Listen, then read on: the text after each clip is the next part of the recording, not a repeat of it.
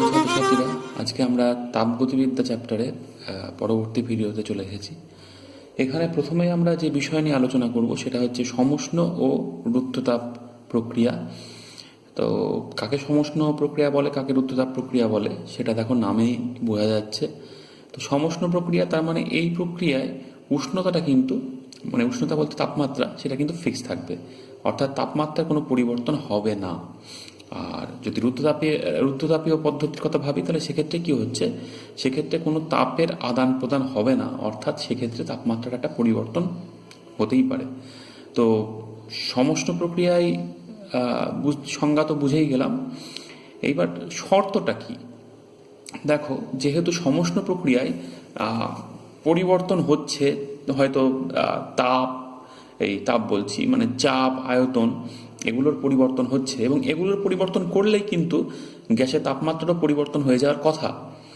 কিন্তু সেটা হচ্ছে না কেন? নিশ্চয় তাপের আদান প্রদানের সুযোগ পাচ্ছে। অর্থাৎ যদি ভিতরে তাপ শক্তির উদ্ভব হয়, তাহলে সেটা বাইরে মানে সংলগ্ন মাধ্যমে দিয়ে দেওয়ার সুযোগ আছে, বা যদি তাপমাত্রার ঘাটতি হওয়ার সুযোগ থাকে, তাহলে কিন্তু আশেপাশের থেকে তাপ সংগ্রহের মাধ্যমে সেই তাপটা সে কমতে দেবে না। অর্থাৎ সমষ্ণ প্রক্রিয়ায় তাপের আদান প্রদান হওয়ার সুযোগ দিতে হবে, এবং সুযোগটা যথেষ্ট সময় ধরে দিতে হবে, যাতে তাপমাত্রা পরিবর্তন না হয়। তো সেই কারণে পদ্ধতিটাকে অবশ্যই ধীর হতে হবে, যাতে তাপের এই আদান প্রদানটা সম্ভব হয়। আর দ্বিতীয় যে কথা, সেটা হচ্ছে যে সিস্টেমটা, সেটার যে পাত্রের মধ্যে আছে, সেই পাত্রের দেওয়ালটা যেন তাপে সুপরিবাহী হয়। এবার যদি সে তাপে সুপরিবাহী না হয়, তাহলে তো তাপের আদান প্রদান ঠিকভাবে হবেই না। তাহলে দুটো শর্ত, একটা হচ্ছে পদ্ধতিটাকে ধীর হতে হবে, আর দ্বিতীয় যে শর্ত সেটা হচ্ছে পাত্রের দেওয়ালকে অবশ্যই তাপে সুপরিবাহী হতে হবে, এবং পাত্রটা যে মাধ্যমের মধ্যে আছে, সেই মাধ্যম যেন তাপধারকত্ব বেশি হয়। না হলে তো যথেষ্ট পরিমাণ তাপ সে নিয়ে নিতেও পারবে না বা দিতেও পারবে না। তাহলে এই গেল সমষ্ণ প্রক্রিয়ার শর্ত। তো রুদ্ধতাপ প্রক্রিয়ার শর্ত ঠিক এর উল্টো, পদ্ধতিটা দ্রুত হবে যাতে তাপের আদান প্রদানের সুযোগ না থাকে, আর তার সাথে সাথে যে পাত্রের মধ্যে সিস্টেমটা আছে, সেই পাত্রটার দেওয়ালটাকে অবশ্যই তাপে কুপরিবাহী হতে হবে। তাহলে আশা করি শর্তগুলো বুঝে গেলে, কাকে সমষ্ণ পদ্ধতি বলে, কাকে রুদ্ধতাপ পদ্ধতি বলে, সেটাও বুঝে গেলে। তোমাদের বইয়ে এর ঠিক পরে সমষ্ণ প্রক্রিয়ার শর্তগুলো বলার ঠিক পরে গ্রাফ আঁকা আছে, পিভি লেখচিত্র, এবং লেখচিত্রগুলো দেখতে হবে সেগুলো সমপরাবৃত্তের মতো। কেন সমপরাবৃত্তের মতো? কারণ আমরা বয়েলের সূত্রে P versus V graph already জানি, সেগুলো সমপরাবৃত্ত হয়, এবং বয়েলের সূত্রে আমরা জানি যে তাপমাত্রা ফিক্সড।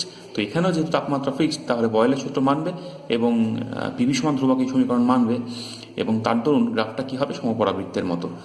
একাধিক গ্রাফ কেন? কারণ একাধিক আলাদা আলাদা টেম্পারেচার ফিক্সড রাখার দরুন একাধিক গ্রাফ পাওয়া গেছে। ঠিক এরপরেই তোমাদের সমষ্ণ প্রক্রিয়া কৃতকার্য নিয়ে আলোচনা আছে, সেটা আমরা খাতায় কলমে বুঝে নেব। তারপরে আছে রুদ্ধতাপ প্রক্রিয়ার সংজ্ঞা, শর্ত, যেগুলো আমি অলরেডি বলে ফেলেছি। তারপরে রুদ্ধতাপ শীতলীকরণ এবং উষ্ণীকরণ। দেখো, রুদ্ধতাপ প্রক্রিয়ায় গ্যাসের হয়তো আয়তন বৃদ্ধি পাচ্ছে, চাপের পরিবর্তন হচ্ছে, অর্থাৎ গ্যাস কিছুটা কার্য করছে, হয় গ্যাস কার্য করছে বা গ্যাসের উপর কার্য করা হচ্ছে। এবার যদি গ্যাস কার্য করে, তাহলে সেই কার্যের জন্য শক্তি সে কোত্থেকে পাবে? বাইরে থেকে তো তাপ প্রদান হচ্ছে না, যেহেতু পদ্ধতিটা রুদ্ধতাপীয়। তাহলে শক্তির সোর্স হচ্ছে কিন্তু গ্যাস নিজেই, অর্থাৎ গ্যাসের অভ্যন্তরীণ শক্তি থেকে শক্তি নিয়ে সেই কার্যটা গ্যাস করবে। এবং সেক্ষেত্রে বুঝতেই পারছো, অভ্যন্তরীণ শক্তি কিছুটা কমে যাবে।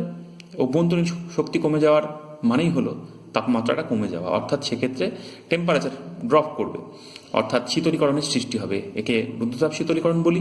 আর যদি উল্টো ঘটনা হয়, গ্যাসের ওপর কার্য করা হয়, তাহলে কি হবে, সেই কার্যটা কিন্তু গ্যাসের অভ্যন্তরীণ শক্তিকে বাড়িয়ে দেবে, এবং গ্যাসটা টেম্পারেচার বেড়ে যাবে। এটাকে বলা হয় রুদ্ধতাপ উষ্ণীকরণ। সবচেয়ে সহজ যেটা আমরা পর্যবেক্ষণ করি, যেমন ধরো সাইকেল পাম্প করার সময় পাম্পার দিয়ে যখন পাম্প করি, দেখবে কিছুক্ষণ পাম্প করার পরে পাম্পারের গোড়াটা বেশ গরম হয়ে যায়। কেন গরম হয়? কারণ তুমি কার্য করছো ভিতরের যে গ্যাস তার উপর, এবং এটা পদ্ধতিটা বেশ দ্রুত, এবং তার ফলে কি হচ্ছে, গ্যাসটা কিন্তু টেম্পারেচার বেড়ে যাচ্ছে। আর উল্টো ঘটনা ঘটে যদি সাইকেলের চাকার নজেলটা খুলে দেওয়া হয়, যেটা আশা করি করবে না তোমরা। সেটা করলে এবারে কি হবে, দেখবা হাওয়াটা তো ফস করে বেরিয়ে যাবে এবং সেই জায়গাটা কিন্তু ঠান্ডা হয়ে যায়। কারণ কি, তখন গ্যাস হঠাৎ করে এক্সপ্যান্ড করলো, আয়তনে বৃদ্ধি হলো এবং তার ফলে গ্যাস একটা কার্য করলো এবং সেই কার্যের জন্য শক্তি থেকে পেলো না, গ্যাসের ভিতর থেকে পেলো, অভ্যন্তরীণ শক্তির হ্রাস ঘটলো এবং সেই জন্য গ্যাসটা শীতল হয়ে গেল। তাহলে এইগুলো গেল উদাহরণ। আর সমষ্ণ প্রক্রিয়ায় যে সমীকরণ মানে সেটা তো তোমরা দেখেই ফেলেছো, সেটা হচ্ছে পিভি সমান ধ্রুবক।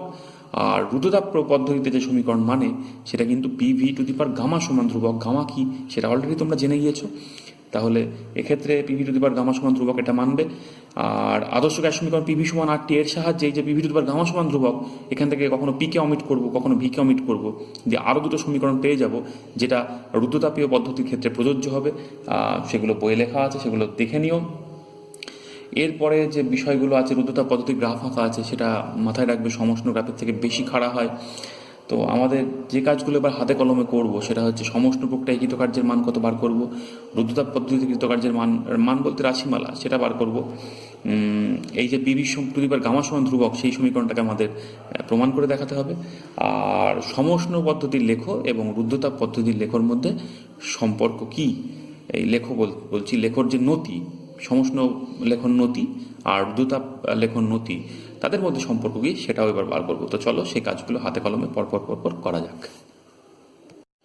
তো আমরা যেটা বার করব সেটা হচ্ছে কৃতকার্য। আমরা সমষ্ণ পদ্ধতিতে কৃতকার্য বার করব, আবার রুদ্ধতাপীয় পদ্ধতিতেও কৃতকার্য বার করব। তো আমরা জানি কৃতকার্য বার করার যে উপায় সেটা হচ্ছে কৃতকার্য ডাব্লিউ সমান ইন্টিগ্রেশন পিডিভি। এটা করলেই কৃতকার্য বেরিয়ে যাবে। এইবার সমষ্ণ প্রক্রিয়া যে নিয়মটা মানে সেটা হচ্ছে পিভি সমান আরটি, এটা সমান ধ্রুবক।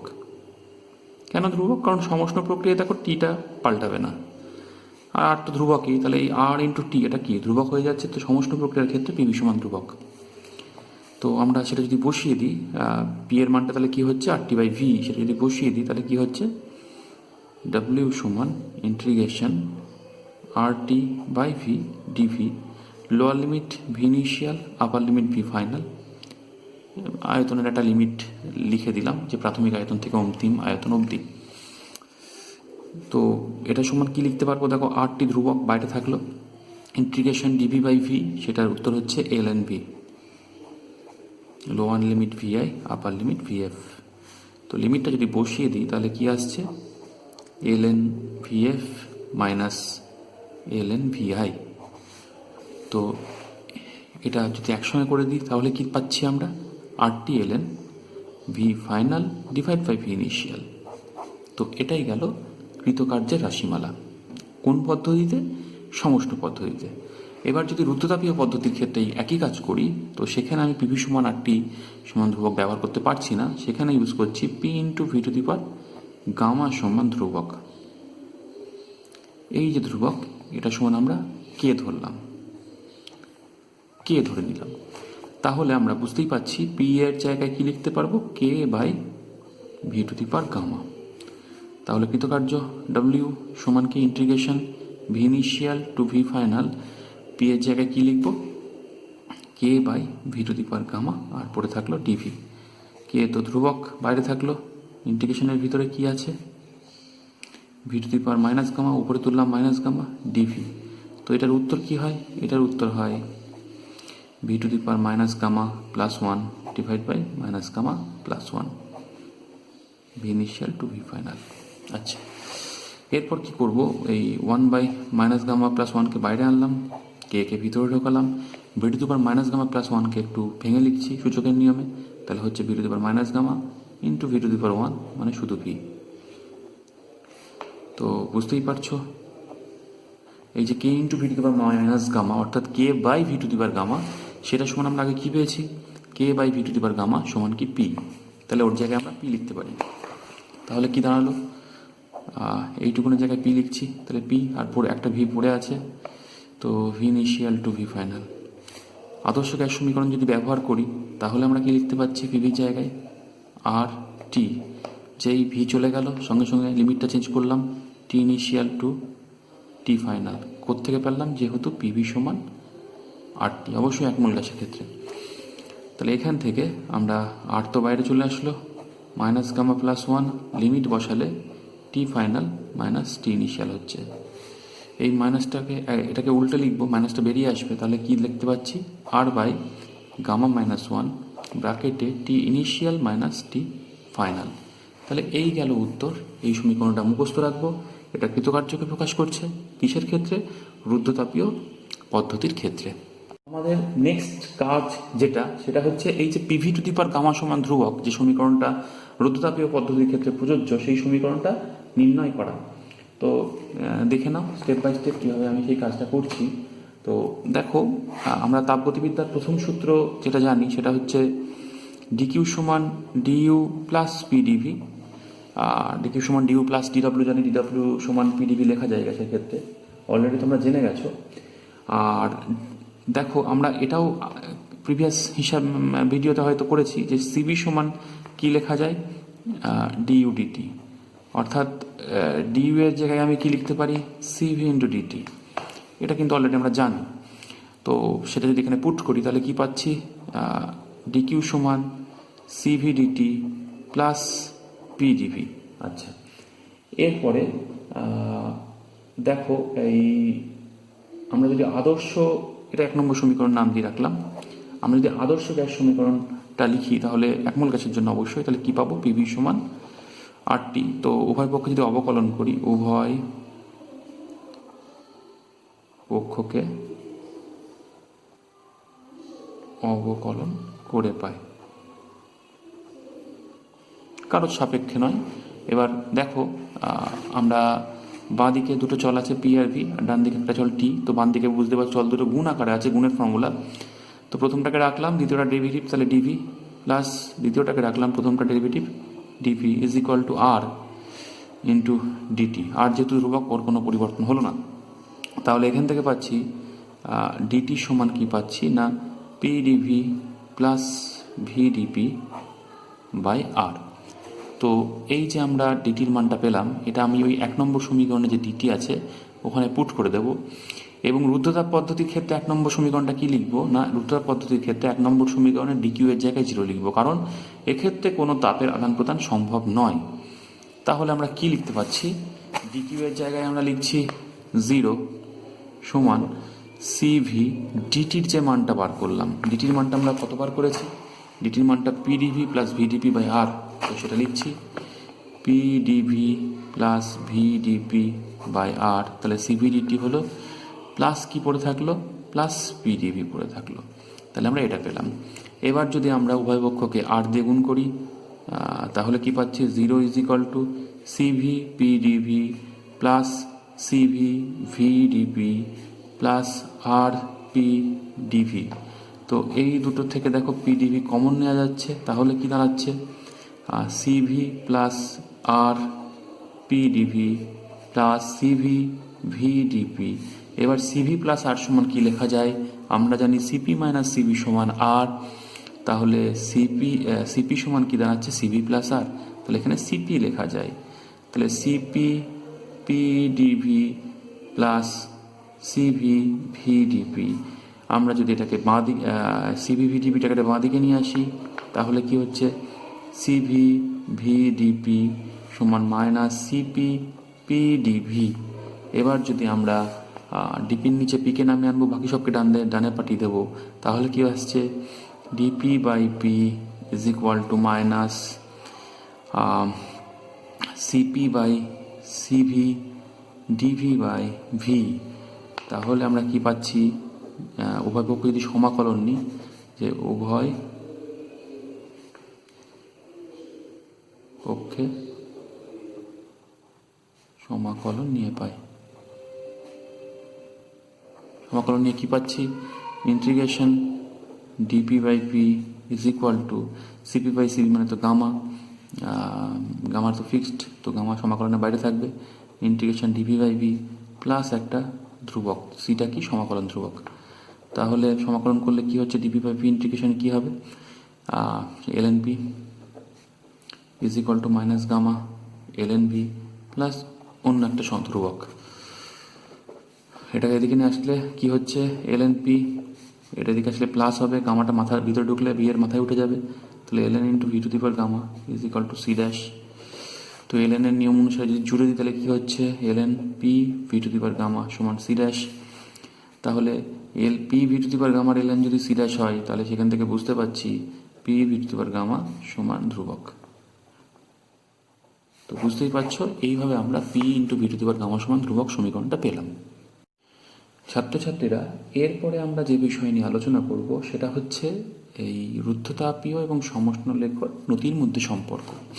তো প্রথমে একটু প্রিভিয়াস আলোচনা করে নিই যে নতি আমরা কি করে বার করি। ধরো একটা গ্রাফ আছে, এটা এক্স অক্ষ, এটা ওয়াই অক্ষ, আর এই গ্রাফ শুরু হয়েছে 0,0 বিন্দু থেকে, এই জায়গার বিন্দুটা ধরো এক্স কমা ওয়াই। তাহলে এই ধরো এক্স অক্ষে, ধনাত্মক এক্স অক্ষের সঙ্গে থিটা কোণ করে আছে, তো এই যে সরল রেখায় নতি কিন্তু ট্যান থিটা। তো ট্যান থিটা সমান কি করে বার করি না, এইখান থেকে লম্ব ড্রপ করলে বুঝতেই পারছি এটুকুন হবে এক্স আর এইটুকুন হবে ওয়াই, এবং এই ত্রিভুজ যেটা দেখতে পাচ্ছি সেখান থেকে বলতেই পারছি ট্যান থিটা সমান ওয়াই বাই এক্স। এবার যদি লেখচিত্র, এক্স অক্ষ ওয়াই অক্ষই আছে কিন্তু লেখচিত্রটা যদি এরকম বক্রাকার হয়, তাহলে নতি কি করে বার করব। তাহলে আসলে নির্দিষ্ট কোনো নতি নেই, বিভিন্ন বিন্দুতে নতি বিভিন্ন হয়ে যায়। সেক্ষেত্রে কিন্তু আমাকে বলে দেবে যে কোন বিন্দুতে নতি বার করতে হবে। ধরো এই বিন্দুটাই নতি বার করতে হবে, তো এই বিন্দুতে আমাকে কি করতে হবে, একটা স্পর্শক আঁকতে হবে। এই ধরো সেই স্পর্শক, তো সেই স্পর্শকটার লেন্থ কতখানি নেব সেটা একান্তই আমাদের হাতে। এরপরে এই বিন্দু থেকে এক্স অক্ষের সমান্তরাল একটা রেখা আঁকিয়ে দিলাম, এখান থেকে ওয়াই অক্ষের সমান্তরালে, তাহলে একটা ত্রিভুজ কমপ্লিট হলো। ত্রিভুজের এই বাহুটা হচ্ছে, এই বাহুটার মান কি করে পাবো না, এক্স অক্ষ বরাবর এই যে মানটা সেটা ধরো ডেল্টা এক্স, এটা হচ্ছে এই বাহুর দৈর্ঘ্য। আর এই দিকের এই বাহুটার দৈর্ঘ্য কি করে পাবো না, সেক্ষেত্রে পরিবর্তনটা হচ্ছে ওয়াই অক্ষ বরাবর এইটুকুন, সেটা হচ্ছে ডেল্টা ওয়াই। তাহলে এইটুকুন হচ্ছে ডেল্টা এক্স, এইটুকুন হচ্ছে ডেল্টা ওয়াই। আর এই যে অ্যাঙ্গেল থিটা, এর ট্যানজেন্টটাই হচ্ছে ওই বিন্দুতে নতি। তাহলে ট্যান থিটা সমান এখানে কি পাচ্ছি, এটা ডিভাইড বাই এটা লম্ব বাই ভূমি, অর্থাৎ delta Y by delta X. তাহলে সেক্ষেত্রে এইভাবে নতি বার করবো। এবং আমরা অ্যাকুরেসি যদি বাড়াতে চাই তাহলে এই ব্যাপারটা আরও সূক্ষ্ম স্তরে নিয়ে যেতে হবে, এবং সেক্ষেত্রে তাহলে আমরা নতি ট্যান থিটা সমান কি বলবো, অবশ্যই ডেরিভেটিভের ভাষায় ডিওয়াই ডিএক্স। তাহলে এই ছিল নতি। তাহলে যদি আমাদের লেখচিত্রটা এক্স ওয়াই না হয়ে ভি ভার্সেস পি লেখচিত্র হয়, ভি ভার্সেস পি যদি লেখচিত্র হয়, তাহলে আমরা নতি কী করে বার করব। তখন বুঝতেই পারছি এক্স এর বদলে ভি আছে, ওয়াই এর বদলে পি আছে, তাহলে তখন নতি ট্যান থিটা সমান কি হবে, ডিপি ডিভি। ওয়াই এর বদলে পি, এক্স এর বদলে ভি, তাহলে ডিপি ডিভি। তাহলে এই যে আমরা সমষ্ণ লেখ আঁকছি, রুদ্ধতাপীয় লেখ আঁকছি, এগুলো কিন্তু সবই পিভি লেখ চিত্র। এবং সেক্ষেত্রে নতি বার করার নিয়মটা কি, আমাকে কিন্তু ডিপি ডিভি বার করতে হবে। তো এইবার আমরা সমষ্ণ লেখ এবং রুদ্ধতাপ লেখ উভয় ক্ষেত্রে ডিপি ডিভি বার করবো। আমাদের হাতে লেখও দরকার নেই, আমাদের হাতে সমষ্ণ পদ্ধতি যে নিয়ম মানে পিভি সমান ধ্রুবক সেটা আমাদের হাতে আছে, রুদ্ধতাপ পদ্ধতি যে নিয়ম মানে PV to the power gamma সমান ধ্রুবক সেটাও আমাদের হাতে আছে। তো এই সমীকরণ থেকে আমরা ডিপি ডিভি বার করব এবং দেখব কার নতি কত হয়। তো চলো সে কাজটা এর পরের পাতায় করা যাক। তাহলে সমষ্ণ পদ্ধতি যেটা মানছে সেটা হচ্ছে পিভি সমান ধ্রুবক। তো উভয় পক্ষকে যদি আমরা ভি এর সাপেক্ষে অবকলন করি, তাহলে বাঁদিকে তো গুণের ফর্মুলা, পি কে রাখলাম ভি এর ডেরিভেটিভ ভি এর সাপেক্ষে, তাহলে সেটা হলো 1 যোগ এবার ভি কে রাখলাম পি এর ডেরিভেটিভ ভি এর সাপেক্ষে, তাহলে হলো ডিপি ডিভি, ধ্রুবকের ডেরিভেটিভ হয় 0। তাহলে সেখান থেকে পাচ্ছি ডিপি ডিভি সমান মাইনাস পি বাই ভি। তাহলে এই গেল সমষ্ণ লেখার নতি মাইনাস পি বাই ভি। এবার রুদ্ধতাপ পদ্ধতির ক্ষেত্রে আমরা যে নিয়ম মানে জানি সেটা হচ্ছে P into V to the power gamma সমান ধ্রুবক। এবার এখানেও যদি একইভাবে আমরা উভয় পক্ষকে অবকলন করি তাহলে কি আসছে, পি কে রাখলাম ভি টু দি পাওয়ার গামার ডেরিভেটিভ হচ্ছে গামাটার সামনে থাকলো V to the power gamma minus 1 হলো,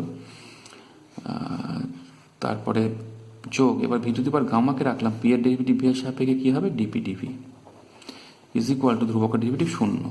তাহলে ডিপি ডিভি যদি আমরা সমান বার করি, তাহলে সেটা হচ্ছে minus gamma P P to the power gamma minus one divide by V to the power gamma সমান লিখতে পাচ্ছি minus gamma into P by V. তাহলে দেখো সমস্ত লেখক নতি হচ্ছে মাইনাস পি বাই ভি, আর রুদ্ধতাপ লেখন নতি হচ্ছে minus gamma into P by V. তাহলে বোঝাই যাচ্ছে সমস্ত লেখন নতি অপেক্ষা রুদ্ধতাপ লেখন নতি কি না গামা গুণ বেশি বড়। তাহলে যেহেতু রুদ্ধতাপ লেখন নতির মান বেশি, তাহলে বুঝতেই পারছো সমস্ত লেখকগুলির তুলনায় রুদ্ধতাপ লেখগুলো বেশি খাড়া হবে। যে গুরুত্বপূর্ণ বিষয় সেটা হচ্ছে প্রত্যাবর্তক ও অপ্রত্যাবর্তক প্রক্রিয়া। একই রকমভাবে নাম থেকে বোঝা যাচ্ছে ব্যাপারটা কি। প্রত্যাবর্তক প্রক্রিয়ায় কি হবে না, পদ্ধতিটা পূর্বের অবস্থায় ফেরত আসতে পারবে।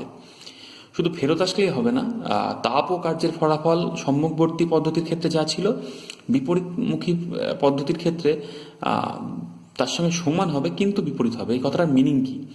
মানে ধরো একটা স্টেপ থেকে আমি আরেকটা স্টেপে গেলাম, হয়তো চাপের পরিবর্তন হলো, আয়তনের পরিবর্তন হলো, টেম্পারেচারের পরিবর্তন হলো, অথবা কার্য করতে হলো। তাহলে যখন ফেরত আসবে আবার আগের জায়গায়, তখন কি হবে, যে কার্য যদি প্রথমে করে থাকি তাহলে সেই কার্যটা ফেরত পাওয়া যাবে, আর যদি তাপ দিয়ে থাকি তাহলে কিন্তু তাপ এবার ফেরত পাবো। তো এই ঘটনা ঘটলে তবেকার গিয়ে প্রত্যাবর্তক প্রক্রিয়া, মানে প্রথম কথা প্রত্যাবর্তন করবে, মানে আগের তাপ চাপ আয়তনে ফেরত আসবে পদ্ধতিটা, তার সাথে সাথে কার্য এবং তাপের ফলাফল সমান ও বিপরীতমুখী হবে, তবেকার গিয়ে প্রত্যাবর্তক। শর্ত কি? প্রত্যাবর্তক প্রক্রিয়া তখনই হবে যখন সিস্টেমে কোনো বাধা প্রদানকারী বল থাকবে না, তাহলে কোনো অপচয় বল থাকলে চলবে না। আর দ্বিতীয় কথা, স্লো হতে হবে। স্লো হলে কি, বাধা প্রদানকারী বল থাকার সম্ভাবনা কমে যায়। তাহলে সেই দুটো শর্ত এখানে লিখেছে, যে বাধা প্রদানকারী বল থাকবে না আর পদ্ধতিটা স্লো হবে। অপ্রত্যাবর্তক প্রক্রিয়া যা বললাম ঠিক উল্টো বললেই চলে যাবে, এবং শর্তগুলো ঠিক উল্টো, তো নতুন করে কিছু বলছি না। এর ঠিক পরে তাপগতিবিদ্যার দ্বিতীয় সূত্র লেখা আছে। প্রথম সূত্রে কিছু খামতি ছিল, তোমাদের সঙ্গে আলোচনা করেছি, এবং তার জন্যই কিন্তু দ্বিতীয় সূত্রের অবতারণা। তোমাদের বইয়ে দুটো বিবৃতি লেখা আছে, এই দুটো বিবৃতি মিলে কিন্তু দ্বিতীয় সূত্র। তো প্রথম বিবৃতি হচ্ছে ক্লসিয়াসের বিবৃতি। কি বলেছেন তিনি? বলছেন যে কোনো স্বয়ংক্রিয় যন্ত্রই তাপকে নিম্নতর তাপমাত্রা থেকে উচ্চতর তাপমাত্রায় স্থানান্তরিত করতে পারে না। আচ্ছা দেখো, স্বয়ংক্রিয় যন্ত্র মানে কি? স্বয়ংক্রিয় যন্ত্র মানে তার ওপর তোমাকে বাইরে থেকে কোনো তাকে এনার্জি দিতে হচ্ছে না, কোনো পাওয়ার সাপ্লাই প্রয়োজন নেই, সে নিজে নিজেই কাজটা করবে কোনো পাওয়ার সাপ্লাই বা পাওয়ার সোর্স ছাড়াই। যেমন ধরো একটা উনান আছে, আর উনানের সামনে ধরো একটা জায়গায় আমার জল আছে, ধরো একটা পাত্রে একটা লোহার রড, উনান থেকে জলের একদিকে উনান একদিকে জলের মধ্যে দিলাম, খুব বড় লোহার রড নয়, ছোট দৈর্ঘ্যেরই। তো কিছুক্ষণ পরে কি দেখা যাবে, যে উনান থেকে তাপ নিয়ে লোহার রডটা কোথায় পাঠিয়েছে? ওই জলে। জলটার টেম্পারেচার বেড়েছে। তো এক্ষেত্রে লোহার রডটা একটা স্বয়ংক্রিয় যন্ত্রের মতোই কাজ করলো, এবং সে কি করলো না, তাপটাকে উচ্চতর তাপমাত্রা থেকে নিম্নতর তাপমাত্রায় পাঠিয়ে দিল। কিন্তু এমন কি কখনো হয়েছে যে এই লোহার রডটা ওই পাত্রে জল থেকে তাপ টেনে নিয়ে উনানে পাঠিয়ে দিল? এরকম কিন্তু কোনোদিন ঘটেনি। তাহলে তো ভালোই হতো। তাই বলে কি এরকম ঘটে না? এরকম কিন্তু যন্ত্র আমাদের বাড়িতে, বেশিরভাগ জনের বাড়িতেই হয়তো আছে। ফ্রিজের কি ভিতরটা ঠান্ডা আর বাইরেটা কি গরম? বাইরে বলতে পিছনের প্যানেলটা গরম হয় দেখবা। তার মানে সে কি করে, সে ভিতর থেকে তাপ টেনে নিয়ে পিছনের প্যানেলে পাঠায়। তার মানে শীতল অংশ থেকে তাপ টেনে নিয়ে উষ্ণতর অংশ পাঠাচ্ছে। তাহলে ব্যাপারটা কি ঘটছে? ব্যাপারটা আসলে দেখো, ফ্রিজে এই ব্যাপারটা কেন সম্ভব হচ্ছে, তার কারণ হচ্ছে ফ্রিজ কিন্তু স্বয়ংক্রিয় যন্ত্র নয়, তাকে কিন্তু অল টাইম তোমাকে পাওয়ার সাপ্লাই করতে হচ্ছে। তাই এটা মাথায় রাখতে হবে। তাহলে ক্লসিয়াসের বিবৃতি, এমন কোনো স্বয়ংক্রিয় যন্ত্র বানাতে পারবো না যেটা তাপকে নিম্নতর তাপমাত্রা থেকে উচ্চতর তাপমাত্রায় পাঠাতে পারবে। আচ্ছা, নেক্সট হচ্ছে কেলভিন প্ল্যাঙ্কের বিবৃতি। সেখানে কি, কোনো যন্ত্রই কিছু পরিমাণ তাপকে পুরোপুরি কার্যে রূপান্তরিত করতে পারে না, কিছুটা ওয়েস্ট হবে, একদম টোটালি কার্যে কনভার্ট করতে পারবে না। তো দুটোই মুখস্থ করবো। তাপগতিবিদ্যার দ্বিতীয় সূত্র লিখতে বললে কিন্তু আমরা দুটো বিবৃতি একসঙ্গে পরপর লিখে দেবো। দেখো, প্রথম সূত্রে কিছু খামতি ছিল, যে কে তাপ গ্রহণ করবে আর কে তাপ ত্যাগ করবে সেটা বোঝা যাচ্ছিল না। এখানে বুঝতে পারলাম ক্লসিয়াসের বিবৃতি থেকে, যে উচ্চতর তাপমাত্রার বস্তু তাপ ত্যাগ করবে আর নিম্নতর তাপমাত্রার বস্তু সেটা গ্রহণ করবে। আর আরেকটা খামতি ছিল, যে সবটাই অভ্যন্তরীণ শক্তিতে রূপান্তরিত করা যাবে কিনা, সবটাই বাহ্যিক কার্যে রূপান্তরিত করা যাবে কিনা, যে তাপটা পেলাম। এখানে দেখছি না, তা হবে না, কারণ কিছুটা ওয়েস্ট অবশ্যই হবে। যাই হোক, এরকম মানে তাপগতিবিদ্যার দ্বিতীয় সূত্রে আমরা বেশ কিছু উত্তর পেয়ে গেলাম। দ্বিতীয় সূত্র থেকে সেরকম কোনো গাণিতিক রূপ সিলেবাসে নেই। তো সূত্র দুটো মুখস্থ করলেই চলবে। পরবর্তী গুরুত্বপূর্ণ বিষয় হচ্ছে এনট্রপি। এনট্রপি কি? এনট্রপি আসলে একটা সিস্টেম কতটা বিশৃঙ্খল সেটা এনট্রপির দ্বারা প্রকাশিত হয়। এস দিয়ে প্রকাশ করা হয় এবং এস সমান হচ্ছে ডিকিউ বাই টি, যেটা হচ্ছে পরম স্কেলের টেম্পারেচার, আর ডিকিউ হচ্ছে কতটা তাপের আদান প্রদান হলো সেটা। তো এই নিয়মে তোমরা এনট্রপি ক্যালকুলেশন করবে। মনে রাখবে যদি একটা রিভার্সিবল পরিবর্তন হয়, মানে প্রত্যাবর্তক প্রক্রিয়া হয়, তাহলে এনট্রপি ফিক্স থাকে, ধ্রুবক থাকে। আর ইরিভার্সিবল পদ্ধতির ক্ষেত্রে, মানে অপ্রত্যাবর্তক পদ্ধতির ক্ষেত্রে এনট্রপি ক্রমশ বেড়ে যায়। এনট্রপি কমে যায় এমন পদ্ধতি নেই। আর এই মহাবিশ্বের যে কোনো পদ্ধতি কিন্তু ইরিভার্সিবল। তো সেই জন্য এনট্রপি ক্রমশ কিন্তু মহাবিশ্বে বেড়েই যাচ্ছে। তো এই গেল বিষয়। এনট্রপির সংক্ষিপ্তভাবে লিখে আমি তোমাদের সেন্ড করেছি, সেখান থেকে খাতায় লিখে নিও, নতুন করে আর কিছু বললাম না। তো এনট্রপি বোঝার জন্য আমি যে উদাহরণটা খুব দিই, খুব পপুলার উদাহরণ, ধরো ক্লাসরুম, বেঞ্চগুলো সারি সারি রাখা আছে, বেঞ্চে রোল নাম্বারও লিখে দেওয়া আছে, পরীক্ষা হচ্ছে, ধরো রোল নাম্বার লিখে দেওয়া আছে, তা কোন বেঞ্চে কে বসবে আমরা জানি। এবার পরীক্ষা শেষ, ঘন্টা বেজে গেল, সব ছেলেপেলে বাইরে বেরিয়ে পড়ছে। যেই বাইরে বেরিয়ে পড়েছে সঙ্গে সঙ্গে আর কিন্তু কে কোথায় বসে আছে আমরা ঠিক বলতে পারছি না, অর্থাৎ সিস্টেমটা বিশৃঙ্খল হয়ে গেল। যেই সবাই এবার দরজার বাইরে বেরিয়ে আসলো, তাহলে বিভিন্ন শ্রেণীকক্ষে ছেলেপিলের মধ্যে মিক্সিং ঘটলো, তাহলে বিশৃঙ্খলা আরও বাড়লো। তবু আমি বুঝে গেলাম যে মোটামুটি এই সব ছেলেগুলো এই এলাকায় আছে। তারা যখন আরও দূরে চলে আসলো, মানে স্কুলের গেটের কাছে, তখন আবার আরও অসংখ্য ছেলেপিলের সঙ্গে তাদের মিক্সিং ঘটলো। তবু বুঝলাম যে এই স্কুলের ছেলেপিলেগুলো এই স্কুলের এরিয়ার মধ্যেই আছে, তবু একটা সম্পর্ক পেলাম। এবার তারা যখন রাস্তায় চলে আসলো, অন্য স্কুলের ছেলেপিলেদের সঙ্গে তাদের মিক্সিং ঘটলো, পথ চলতি মানুষের সঙ্গে মিক্সিং ঘটলো, তখন তো কে কোথায় আছে বোঝা আরও কঠিন। তাহলে তার মানে কি, বিশৃঙ্খলা আরও বেড়ে গেল। তাহলে বুঝতেই পারছো, যত সময় এগোচ্ছে বিশৃঙ্খলা তত বাড়ছে। এবার যদি পরের দিন আবার পরীক্ষা থাকে, পরের দিন ছেলেপিলেগুলো কিন্তু আবার আগের জায়গায় ফেরত আসবে, অর্থাৎ বিশৃঙ্খলাটার পরিমাণটা আবার আগের মতোই হয়ে গেল। রিভার্সিবল পদ্ধতি আগের মতো হলো, কিন্তু ধরো লাস্ট পরীক্ষা, আর তাদের পরীক্ষা নেই, তাহলে বুঝতেই পারছো ফিরে আসার কোনো সুযোগ নেই। তাহলে বিশৃঙ্খলা কী হবে, ক্রমশ বেড়েই যাবে। তারপরে রেজাল্ট বেরিয়ে গেল, তারপরে কে কোন স্কুলে চান্স পেলো বা কোন কলেজে চান্স পেলো ঠিক ঠিকানা নেই, বিশৃঙ্খলা আরও বেড়ে গেল। তো এরকমভাবেই আমাদের এই প্রকৃতির বিশৃঙ্খলা কিন্তু ক্রমশ বেড়েই যাচ্ছে, যে কোনো তাপগতীয় সংস্থা। তো এই বিশৃঙ্খলার পরিমাণটা কিন্তু এনট্রপি দ্বারা প্রকাশিত হয়। আশা করি সামান্য একটু কনসেপ্ট এসছে এনট্রপি, আরও অনেক বড় কিছু এনট্রপি আমাদের সিলেবাসেই সামান্য একটু বিষয় আলোচনা আছে। এর পরের যে পোর্শন সেগুলো বাদ গেছে, করোনার কৃপায় বাদ গেছে। তবুও জাস্ট একটু আলোচনা করি। প্রথমেই তাপ আধার নিয়ে আলোচনা আছে। তাপ আধার কি? তাকে তাপ আধার বলবো যার তাপ ধারকত্বটা প্রচণ্ড বেশি, মানে সে যত ইচ্ছা তাপ শক্তি দিতে সক্ষম, বা সে তাপ দিয়ে দিলেও তার টেম্পারেচারে কোনো পরিবর্তন হবে না, যত ইচ্ছে তাপ তার থেকে নিতে পারছি, অথবা তাকে যত ইচ্ছা তাপ দিচ্ছি তবুও তার টেম্পারেচারের পরিবর্তন হচ্ছে না। মানে তাপ ইচ্ছে মতো তাপ দিতেও পারবে, আবার গ্রহণও করতে পারবে, এবং তার ফলে কিন্তু তার তাপমাত্রা কোনো পরিবর্তন হবে না। কখন সেটা সম্ভব? তাপ ধারকত্বটা অসীম হলে, তো তখনই তাকে তাপ আধার বলবো। তারপরে তাপ ইঞ্জিনের কথা আছে। একটা তাপ ইঞ্জিন মানে কি, সেখানে দুটো তাপ আধার থাকবে, একটা উচ্চ তাপমাত্রার, সেখান থেকে ইঞ্জিনটা তাপ শক্তি নেবে, আর একটা নিম্ন উষ্ণতার তাপ আধার থাকবে, সেখানে কিছুটা তাপ ত্যাগ করবে। তো ইঞ্জিন কি করে, উচ্চ আধারের থেকে তাপ শক্তি নেবে, সেই তাপ শক্তির কিছু অংশ সে কার্যে রূপান্তরিত করবে, আর বাকিটা তাপ কিন্তু নিম্ন তাপমাত্রা আধারকে ত্যাগ করবে। উচ্চ তাপমাত্রা আধারটাকে বলে সোর্স, আর নিম্ন তাপমাত্রা আধারটাকে বলে সিঙ্ক। তো এই গেল একটা হিট ইঞ্জিন। এই হিট ইঞ্জিনের কর্মদক্ষতা কি করে বার করব? কর্মদক্ষতা সমান আমি যে নিয়ম তোমাদের বারবার বলে আসছি, যে পেলাম বাই দিলাম। পেলাম বলতে ইঞ্জিন থেকে কতটা কার্য পেলাম, আর দিলাম বলতে সোর্স থেকে তাকে কতটা তাপ দিলাম। তাহলে কর্মদক্ষতা হচ্ছে সোর্স থেকে, ধরো তোমাদের বইয়ে যেটা আঁকা আছে একটু তাকালে দেখতে পাবে, সোর্স থেকে Q1 টেম্পারেচার নিয়েছে, সিঙ্কে Q2 টেম্পারেচার না, Q1 তাপ নিয়েছে, সিঙ্কে Q2 পরিমাণ তাপ ত্যাগ করেছে, আর W পরিমাণ কার্য করেছে, তা বুঝতেই পারছি। W সমান কি, Q1 মাইনাস Q2। তাহলে পাওয়াটা হচ্ছে W আর দেওয়াটা হচ্ছে Q1, তাহলে কর্মদক্ষতা হচ্ছে W বাই Q1। তো W জায়গায় কি লিখতে পারি, Q1 মাইনাস Q2। তাহলে আলটিমেটলি কর্মদক্ষতা দাঁড়ালো এটা সমান Q1 minus Q2 by Q1, এবং ভাঙলে পারে কি হচ্ছে 1 মাইনাস Q2 বাই Q1। তো সেটা তোমাদের বই লেখা আছে, প্রয়োজন হবে কম্পিটিটিভ এক্সামের জন্য।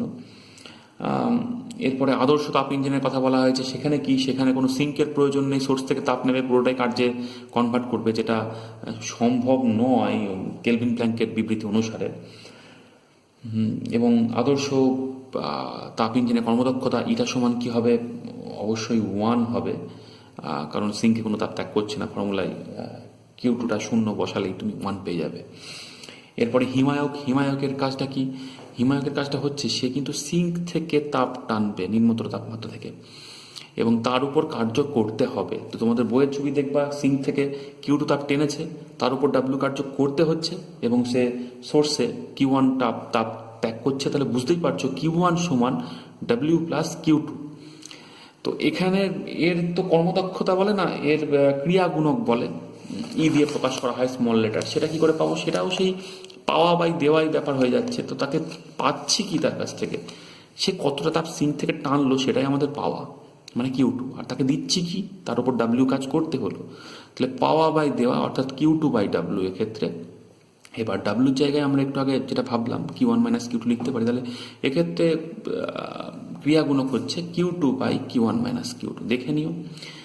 এরপরে কার্ণচক্র আছে, চক্রটা আঁকা আছে তোমাদের ইয়েতে। এটা একটা প্রকল্পিত চক্র, মানে বাস্তবে এই চক্র থাকবে না, এটা একটা প্রকল্প, এবং এই চক্রের উপর ভিত্তি করে এই সমস্ত তাপ ইঞ্জিন দাঁড়িয়ে আছে।